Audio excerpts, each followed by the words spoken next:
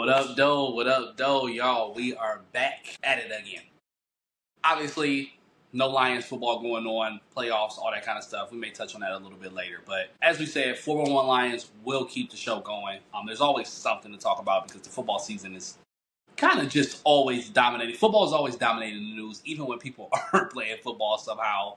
Free agency, draft, changes, hires, camp, all that kind of stuff. There's always a million things going on. So we still got stuff for y'all. But of course, if you don't know, if you forgot, King Keith, you know where y'all can follow me, Instagram, Twitter, _ Dr. King Stream. Pass it over to my co-host. Alrighty, we are back with another episode. Been about maybe 11, 12 days. But it's your girl CB.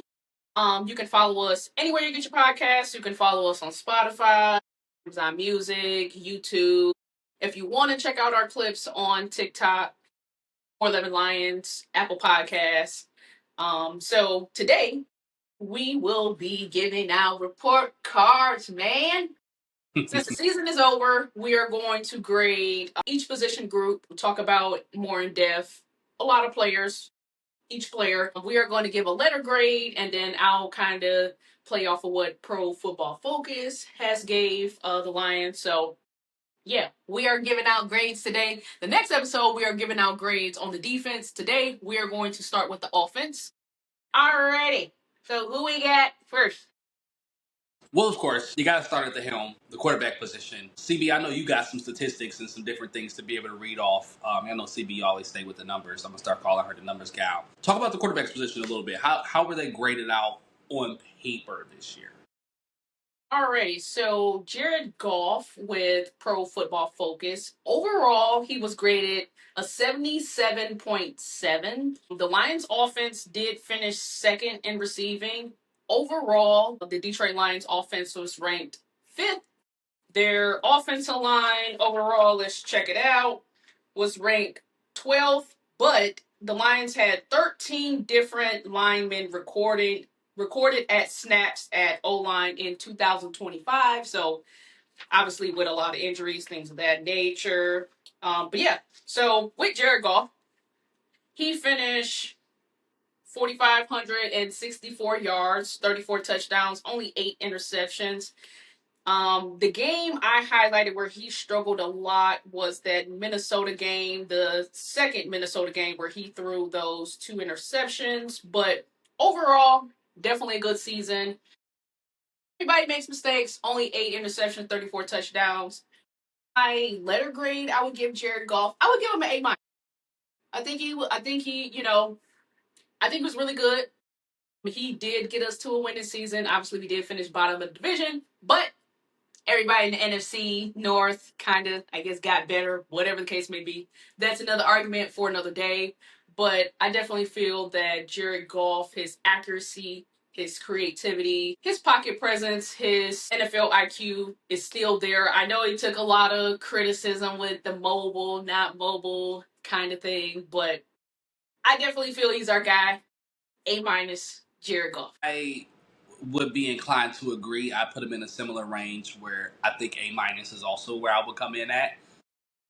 I thought he was really good. I thought Jared Goff was really good. And I know a lot of people have been pointing this out on social media, and I agree 100%. Looking at the way that quarterback play has gone in the playoffs so far this year, I really think that the Lions should be grateful for having a quarterback like Jared Goff. We have seen a lot of teams struggle. A lot of teams that have very high capabilities and ceilings kind of struggle. I'm not calling you out CJ Stroud, but kind of calling you out CJ Stroud. Where a quarterback with some stability, with some good decision making, even if he's not necessarily a game breaker kind of quarterback, he's not a guy that's going to make the. Yeah, I mean, even Josh Allen, where Josh Allen better. He is a better quarterback than Jared Goff, I would say right now. But at the same time, the stability that Jared Goff provides, the ability to not turn the ball over. Usually, obviously, he has his moments where he kind of slips up, and those usually come in bunches anyway. On a consistent basis, he does not turn the ball over very much. Even when it comes to not being the most mobile guy, while he isn't going to do the most moving around, he also isn't going to try and do too much. He's going to take the sack, which I think is something that some quarterbacks could stand to do in some situations, including in the past couple of weeks we've seen in the playoffs. Josh Allen. Yeah, Josh Allen, C.J. Stroud, Drake May fumbled 4 times yesterday. I mean, and that wasn't all his fault, obviously. But I think the stability that Jared Goff provides, the accuracy, the ability to command the offense, and the fact that he was able to mix and match finally at the wide receiver position as well, where he was able to get Jameson Williams going, but also not taking away from Amon-Ra St. Brown's production.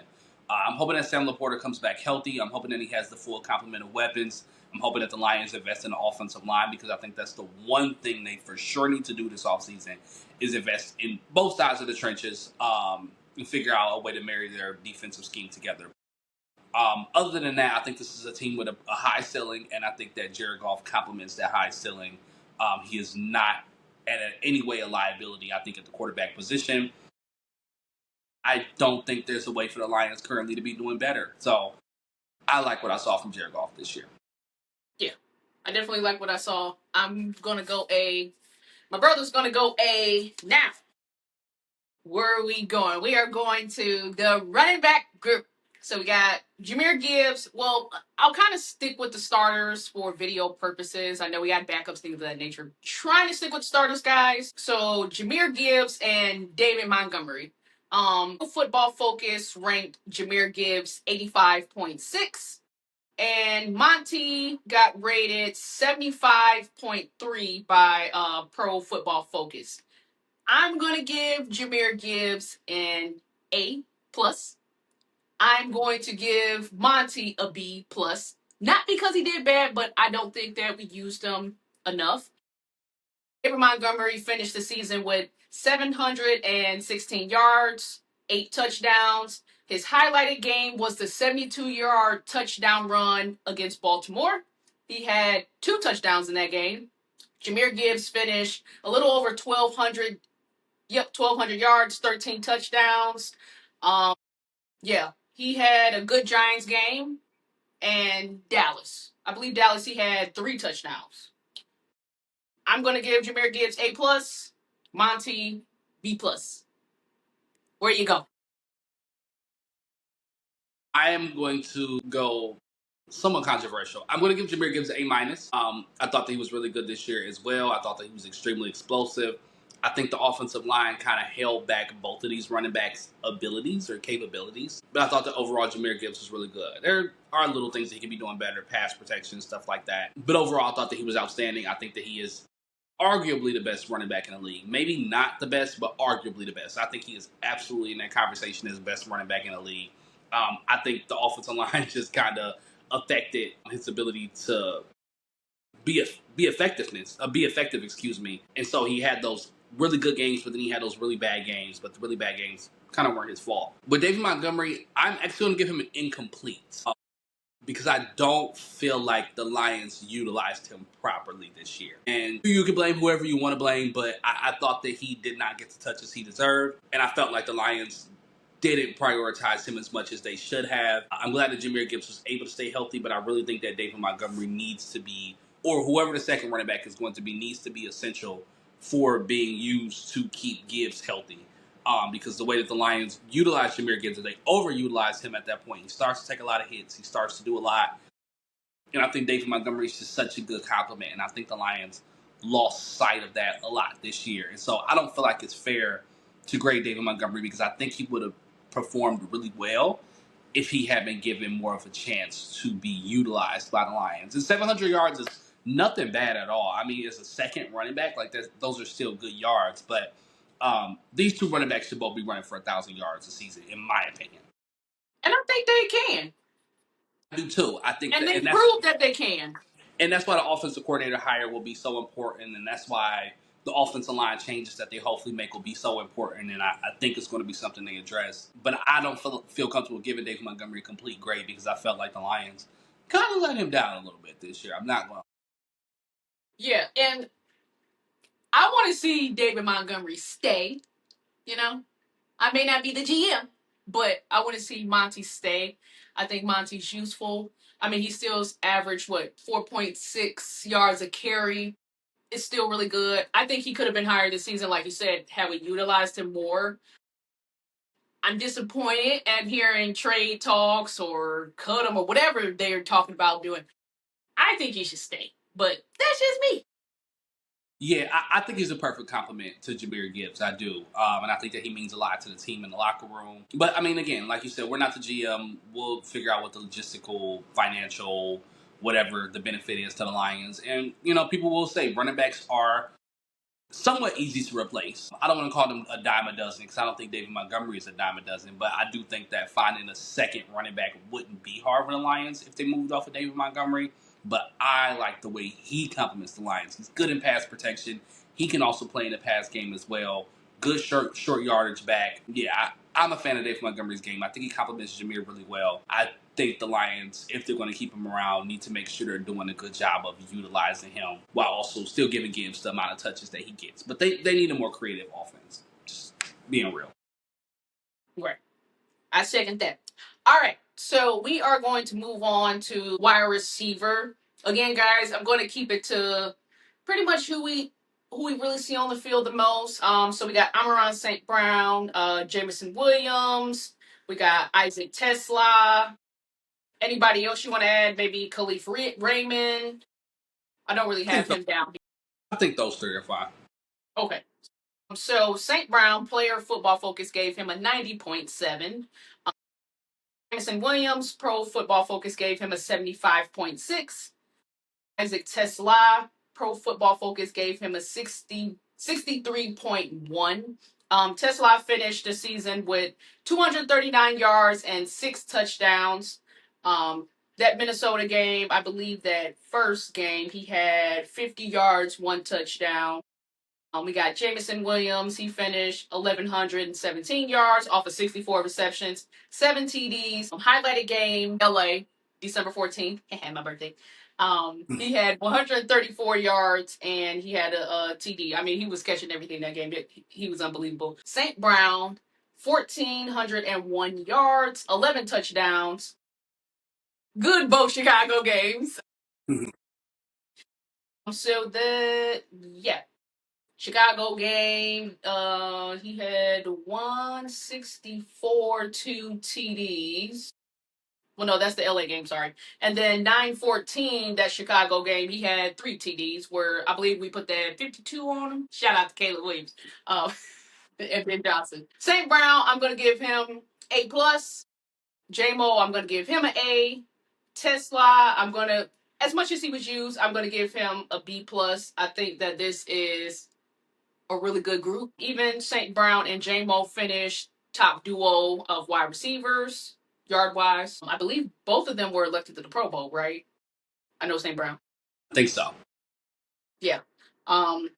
Just continue to be unbelievable receivers, deep threats. I mean, St. Brown, Mr. Reliable. I know, he had a couple, well, both of them had a couple big drops this year, but besides that, I give them both A's. I give Tesla, even Tesla to have six touchdowns, 239 yards. I mean, listen, more to come. More to come. So I'm happy with the wide receiver group. I'm happy with the weapons that we got. Yeah, if I'm grading them all as a group, I'm giving this group an A+. I am. I think it is the best performing group on the team. I think having two wide receivers who are both potential number one wide receivers, you can't beat that. And they weren't perfect. St. Brown did drop a few more passes than he usually does, and J-Mo had a critical drop here and there too. But they were just outstanding, and it's perfect that they do like almost opposite kind of things. St. Brown working the intermediate, being the guy that creates the separation as far as man-to-man coverage, and then J-Mo being the speed threat that creates the separation that way and kind of stretching the field over the top. I think these guys have a lot more even to be able to offer, and I'm hoping that, again, a creative offensive coordinator hire will come into play in the offseason because these guys need to be utilized, honestly, even more, especially Jameson Williams. I still think that the Lions could do a better job of utilizing him. And they figured it out in the second half of the season. But in the first half, it was a bit perplexing why they weren't getting him the ball enough. Then you add Tesla into the mix, which he wasn't used a lot. But when he was used, I mean, he has probably one of the most ridiculous highlight reels you'll see from a person who has less than 300 yards in a season. Crazy, right? And we'll throw you some blocks. Every catch was an amazing catch. Like, it wasn't a lot of catches, but when he caught the ball, they were all absolutely absurd, one-handed, over three people, just flipping around. He's a perfect number 3 wide receiver for this team, and I'm hoping that his snaps continue to increase going into the next season because he was still a rookie, and there are still some things that he can obviously work on. So yeah, overall, this group is in great shape. They're in fantastic shape. I think any quarterback would love to have this group, and I think Jared Goff in particular is a good quarterback for this group. I really want to see an offensive coordinator find a way to get these guys going always. The struggles, the downs shouldn't be happening when you got wide receivers like this. One of these guys should be cooking at all times, depending on the matchup, if not both. I love them. I love them. I think it's the best wide receiver group. I don't know if it's the most talented, but production wise, it's hard to think of a group that's better. I mean, Dallas got a good one, Cincinnati got a good one, but these guys are top tier. The Rams have a good group, but I don't know. This is a really good wide receiver group, and I'm glad that we were proven right with our conversation over the summer where people were like, oh, no, there's so many groups that are better. People were throwing the Dolphins and all these other kind of teams out there, even Minnesota. Jordan Addison isn't as good as Jameson Williams. He isn't. And I know that Justin Jefferson may be better than Amon-Ra St. Brown, so you can do the kind of comparison a little bit, but I think this group is higher level. I do think this group is higher level than pretty much anybody that's not Cincinnati. There was another group that I mentioned, whoever else. But yeah, they're elite. Dallas. Dallas, yeah. George Pickens and CD are a really good pairing too. But this group is more consistent. I think they stay healthy, which CD is always hurt. Pickens is a bit of a head case, though. J-Mo can get a little bit wild too. But yeah, I think this group is more reliable. I do. So I think the Cincinnati group is the only one I take above this one. Yeah, our group. I love our group. Keep it together. If I'm the GM, don't break it up. Don't do nothing. Yeah, these guys already paid too, which people question the Jameson Williams extension, and now it looks really good. I agree with it. The receivers is not our issue. Not our issue, people. Okay. Yeah. Now we got some tight ends that were kind of thrown in the mix because Sam Laporta got injured. What, maybe week 10, 11. So we got Porta, Brock Wright, Kane Zylstra, but I mean he didn't really play much. He only had 20 yards, 3 receptions. So we're going to go Sam Laporta. So Sam Laporta finished 489 yards, 3 touchdowns. He was really good in the Cincinnati game, also the Minnesota game, where he had 97 yards and a touchdown. Yeah, I mean, before he went down injury-wise, the tight end position, it was looking real nice. You know, Sam Laporta at one hand, at touchdown, third down blanket. But overall, with what I saw with Sam Laporta, Pro Football Focus gave him 82. Mm-hmm. I'm going to go A. Obviously, I'm going to go A now. Brock and Shane. We'll go C minus, you know? Yeah, I am in agreement. I think Sam Laporta is the tight end room. He literally is the tight end room. Yes. I think the other two guys are made to be tight end 2s and tight end 3s, which is what they play like. Brock Wright also did suffer an injury as well, so he didn't get the chance to produce. I think he's fine. I wouldn't mind to upgrade to tight end 2, but I don't think that it's like essential. But Laporta's elite, and we kind of saw that he was a bit of a glue guy for this team. Because there were some situations where Jared Goff really seemed to struggle, and I think that he could have used him. Also, the blocking. Sam Laporta is a quality blocker, and some of the tight ends, some of the tight ends the Lions were throwing out there later in the season were not as competent at blocking, and we saw some run plays get blown up because the tight ends didn't get to the spots they were supposed to get to, or they got tossed to the side by a defensive lineman. So, yeah, Sam Laporta, absolutely top tier. Hope to have him back. I don't know what that injury situation is looking like, but they could really stand to have him back and healthy next season. He's an A kind of guy. The rest of the room, like you said, kind of C-ish guys. It just isn't what their skills are to be number 1 tight ends. They aren't those kind of guys. If Laporta's there, the room is solid. Hopefully Laporta's there. I'm hoping Laporta is back. Speedy recovery to Laporta for the 2026 season. But like you said, when Laporta's there, A, I mean, we had already seen what he could do. And I'm excited to see more of him. All right, so let's move to the offensive line group. Kind of been a lot of the talks of this year for the Detroit Lions season. So we got Penei Sewell, Tate Rowledge, Taylor Decker, Christian Mahogany, Graham Glasgow as pretty much like the starters. Mm-hmm. So Penei Sewell, he had the highest rating for the Detroit Lions and the highest rating for any offensive lineman in the NFL, ranked by Player Football Focus 95. Across 569 pass blocking snaps, they only allowed 18 pressures and 1 sack. Obviously, I'm going to go A plus for Panay. Now, Tate Ratledge, overall, he had a 70.3. Taylor Decker had 67.9, excuse me. Christian Mahogany had 59.7, and Graham Glasgow, I know, dealt with some injuries too, 56.8. Offensive line was ranked 12th in the NFL, but they did have a lot of rotations, things of that nature. If I'm going to give this whole offensive line a grade, we'll go see. We'll go see. We had some struggles, obviously, in both Green Bay games, even Minnesota at times. Yeah, I'm gonna go overall C. Yeah. I would agree as far as the overall grade. I would go C minus. I like the tackles. I still am a fan of Taylor Decker. I think Taylor Decker is quality. I don't know how much longer Taylor Decker is going to be playing, so I think the Lions do need to start. Yeah, and this was my worry going into the season, was the offensive line depth, and it reared its ugly head, as I think a lot of us unfortunately thought was possible. And the issue isn't even necessarily the starters. The starters did have some issues, but I think once a guy goes down, that's when we kind of have concerns, because who's the backup tackle? Who's the backup guard? Who's the backup center? These aren't reliable people. And to be fair, offensive line talent in the NFL is just not high right now. Like, it is not high. And so to have decent starters across the board already is enough. But to find backups that are quality is hard. It is definitely hard. But the Lions got to work at it. They got to work at it. This is a position that got to be addressed in the draft. It's a position that's got to be addressed in free agency. Like, they need to put multiple bodies towards this. And they got some young guys. They got a lot of guys with potential.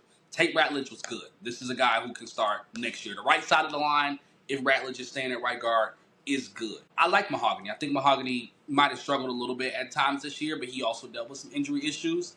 I think him being a starter going into next season, I feel pretty good about that. Decker, I feel pretty good about a left tackle, but the Lions need to be investing again in the future at that position. And as far as Glasgow, I mean, the Lions got to look into potential other options. Yeah, because the interior just had there were too many issues. There were way, way, way too many issues. And I like Miles Frazier, too. He's another young guy who shows some potential, playing some snaps really, really late in the season. But they got to add a tackle. They got to add multiple guys, I think, on the interior. There's some work to do with this unit. But at the same time, the right side, like I said, is solid. The left side can be fine. But this team needs to have a strong offensive line, because they like to run the ball. That is their identity.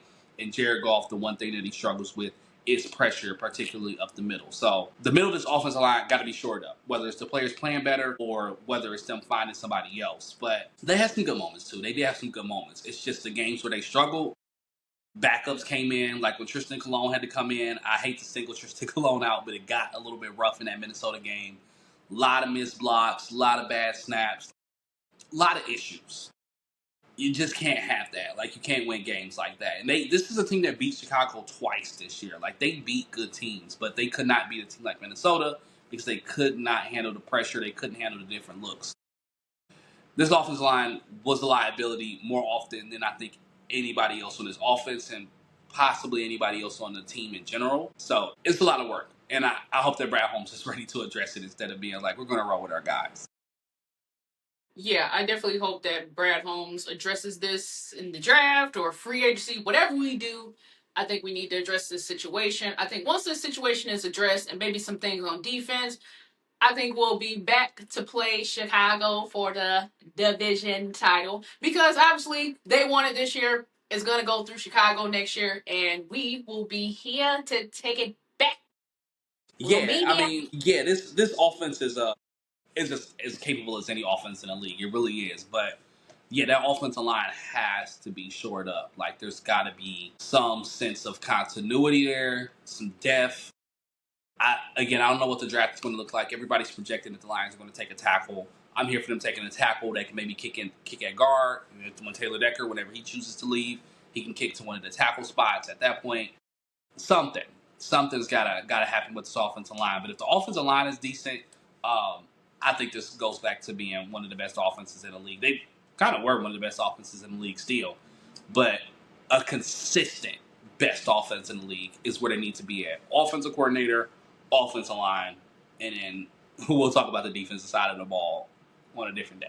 Yeah, next week we will be talking about, we are giving out report card grades, so people get ready. Now, we will be switching gears. I know offensive coordinator was mentioned a lot in this episode. Lions got a lot of candidates on the table. We got obviously everyone's favorite Mike McDaniel, Arthur Smith, Mike Kafka, I believe David Blau, but I believe David Blau got a position with Washington, so he's off the board. T. Martin, Jake Peets, Zach Robinson. I mean, pretty much every name. A lot of names. We don't have anybody yet. Obviously, everybody is looking for Mike McDaniel to win the spot at this point, but I know Mike McDaniel. I know they're saying now he might have opportunity with the Raiders, so he's pretty much getting shopped around. So, what do we think at offensive coordinator?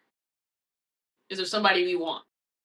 Yeah, I'm with the crowd here. I think Mike McDaniel will be a home run hire. As a head coach, honestly, he wasn't even that bad as a head coach in Miami. I just think there were a lot of circumstances that occurred in Miami. Some his fault, some not his fault. I think with the offensive talent that the Lions have and his creativity, both in the pass and the run game. I mean, if you look at the way he was using Devon Achane, I would love to see Jahmyr Gibbs be used that way. Achane had a lot of space to work with in Miami. Obviously, he's used to working with speedy receivers and getting them open with Waddle and Tyreek. They've had productive seasons at some points. And he will be working with the quarterback who is, let's be frank, a lot better than Tua Tagovailoa as well. So, yeah, I'd love to see what Mike McDaniel can do with this offense, with these pieces. He'd be a home run hire, in my opinion. I really do think so. And I don't know why.